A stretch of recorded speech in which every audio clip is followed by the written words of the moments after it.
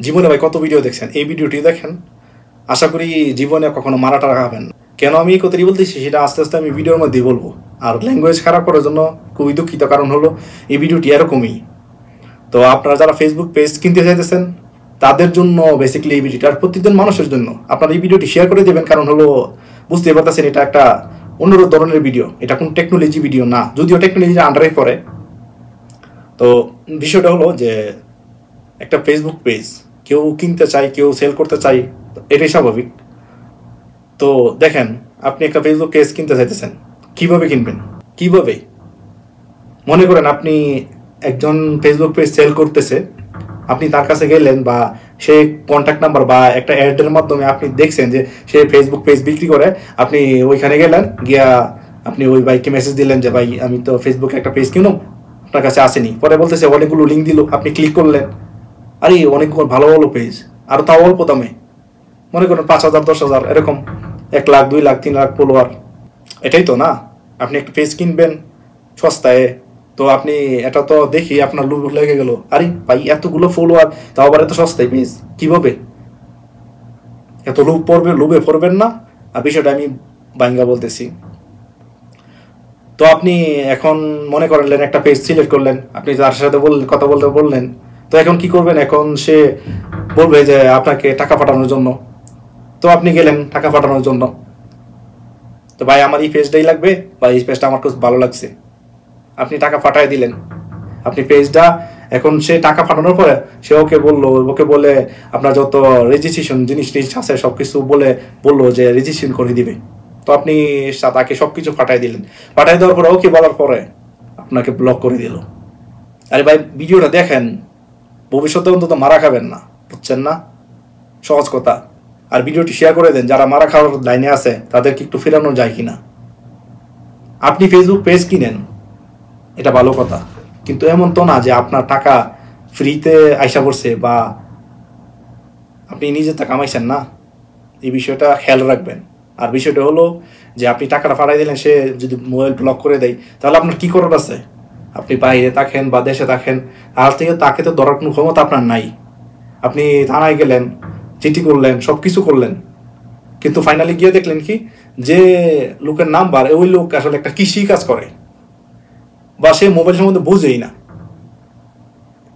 কাকে ধরবেন? খুঁজে পাবেন? কোনো পসিবল না, কোনোভাবেই পসিবল না। মনে করেন আপনি যে বিকাশ নাম্বারে আপনি টাকা পাঠালেন, এই টাকাও মনে করেন চলে গেছে আপনার। একটা জিনিস খেয়াল রাখবেন, টাকা যদি হাত থেকে একবার চলে যায়, দ্বিতীয়বার আর ফিরে আসে না। আর বিশেষ করে আপনারা যদি মনেই করেন যে আপনার ফেসবুক পেজ কিনতেই হবে, মনে করেন আপনার ফেসবুক পেজ একটা কিনতেই হবে, তাহলে আপনি কি করবেন? কি করণীয়? টাকা দিয়ে দিবেন? কখনোই না। এটা প্রথমে যে কাজটা করবেন সেটা হলো খবর নিবেন তার বাড়ি কোথায়, সে কি বাইরে থেকে দিতেছে নাকি দেশের থেকে, কিভাবে আপনাকে বোকা বানায় টাকা নিব। তারা তো অনেক ফাঁক পালিতা ভাইতা রাখছে যে ওগুলো আইডি বিক্রি করব বা পেজ বিক্রি করব। এটা আসলে তাদের একটা মানে ন্যূনতম ব্যবসা। এটা থেকে আমাদেরকে সতর্ক হতে হবে। কিভাবে আমি সতর্ক হব? সে ফেসবুক পেজ সেল করবে, তখন সে তো অবশ্যই বাংলাদেশে থাকে, অবশ্যই বাংলাতে কথা বলতেছি তার সাথে। সে কোন জায়গায় থাকে? সে কি ঢাকা আসতে পারবে না? না আমি ঢাকা থেকে ওইখানে যাব? আমার কি আত্মীয় স্বজন নাই? তাদেরকে দিয়ে যদি আমি বাইরে থাকি, আর যদি আমি নিজের দেশে থাকি তাহলে তো আরো বেশি ভালো। আমি দেশ থেকে তার কাছে চলে যাব, আরে ভাই 1,000-500 টাকা খরচ লাগবে, বেশি তো লাগবে না। ওর কাছে গিয়ে ডাইরেক্টলি আমি কথা বলে আপনি পেজটা নেন, টাকা হাতে দেন, সহজ একটা কথা। আর যদি মনে করেন যে আপনি টাকা পাঠাই দিলেন, এখন সে টাকা পায়া 2-1 কথা বইলা বাস দিল ব্লক কইরা। এখন মনে করেন আপনি আইনে সহযোগিতা নেবেন যে আপনার টাকা যে চলে গেছে এই টাকাটা কিভাবে ফিরে আনা যায়। তখন আপনি অনেক সহযোগিতা নিলেন, কিন্তু কারো হেল্প পাইবেন না। কারণ হলো এটার বেসিক্যালি জিনিসটা হলো যে আপনার যে সিম কার্ডটা রেজিস্ট্রেশন করা একটা কৃষকের নামে, সে আবার দুর্নীতি করে সিমটা ওটাই বা যেভাবে হোক কিনা সে 2 নাম্বার এটা করতেছে। কিন্তু এখন কৃষকের তো দোষ না, কৃষক তো বেচারা জানেই না মোবাইল চালাইতে, কিভাবে মোবাইল চালাতে হয়। সহজ একটা কথা। এখন না আপনাকে আইন সহযোগিতা করতে পারবে, না আপনি আপনার নিজেই এখন বোকা হয়ে বসে থাকতে হবে। এটা হলো রিয়েলিটি। আপনারা জিনিসটা বোঝার চেষ্টা করেন যে অনলাইনে সব কিছু হয় না। দেখুন একটা জুতা কিনছেন আপনি 2,000 টাকা দিয়া, আপনি প্রথম 100 টাকা পেমেন্ট করছেন, সেই যদি 100 টাকা খায় ওলায় এতটা কষ্ট লাগবে না।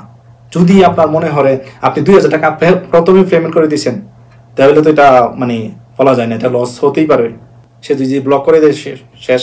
এটা এমন না, অনলাইনের জিনিসটা এমন না, আপনার কাছে যতক্ষণ প্রোডাক্ট আইসা না পৌঁছবে আপনি টাকা দেবেন না, অর্ধেক হোক 1%ও দিবেন না। যদি মনে করেন যে ভাড়া হিসাবে 100 টাকা, তাহলে দেওয়া যায়। আমার কথাটা আপনারা আশা করি বুঝতে পারতেছেন। যদি মনে করেন যে ভিডিওটা কমপ্লিটলি করার দরকার নাই, তাহলে চলে যেতে পারেন, কারণ ভবিষ্যতে মারা খাবেন। ল্যাঙ্গুয়েজ খারাপ করার জন্য দুঃখিত। যদি মনে করেন যে না আমি ইউটিউব চ্যানেল কিনবো, তাহলে আই বাটনে ক্লিক করে ভিডিওটি দেখে আসতে পারেন, বা ভিডিও ডিসক্রিপশনে দেওয়া লিঙ্কে ক্লিক করে ভিডিওটি দেখে আসতে পারেন, নতুন একটা ভিডিও ওই চ্যানেলের। আমি এরকমভাবে বানাইছি ভাই। অনলাইন জিনিসটা আসলেই খুব কঠিন। আপনাকে যেমন হেল্প করবে, যেমন আপনাকে নিচেও ফেলায় দিবে। বুঝতে পারতেছেন না জিনিসটা? আমি ফেসবুকে লিখেছি, এটা আসলে আমার ভিডিওর টপিক না। যদি আমার ভিডিওটা টপিক হলো টেকনোলজি নিয়ে, টেকনোলজি বিষয়কে আমি ভিডিও বানাই, কিন্তু এই ভিডিওটা বানানোর কারণ হলো আমি অনেক বাইকে দেখতেছি যে এরকম অবস্থা। আসলে দেশ থেকে তারা অ্যাড রান করে, তারা আসলে খপ্পরে পড়ে যায়। আসলে কি করবে তারা, তো জিনিসটা আসলে এমন বুঝে না, বুঝতেছেন না? তো আমি আশা করব আপনারা এই ভিডিওটি দেখলে অবশ্যই ভিডিওটি শেয়ার করবেন। জাস্ট লাইক কমেন্ট করার দরকার নাই, এটা আপনাদের ইচ্ছে মতো। আপনারা জাস্ট ভিডিওটি শেয়ার করে দিবেন। আর যদি মনে করেন না আমি এই ভিডিওটি ডাউনলোড করে অন্য কোনো সাইটে আপলোড করব, ডেফিনেটলি আপনি আপলোড করতে পারেন। আমি কোনো কপিরাইট ইস্যু দিব না। ইউটিউবে আপলোড করতে পারেন, টিকটকে আপলোড করতে পারেন, কোনো কপিরাইট আমি দেবো না। অবশ্যই বড় সড়ো মারা খাওয়ার আগে অবশ্যই আমার পেজটিকে ফলো দিয়ে রাখবেন বা ইউটিউব চ্যানেলটিকে সাবস্ক্রাইব করে রাখবেন, তাহলে এসব ভিডিও দেখতে পাবেন। আল্লাহ হাফেজ।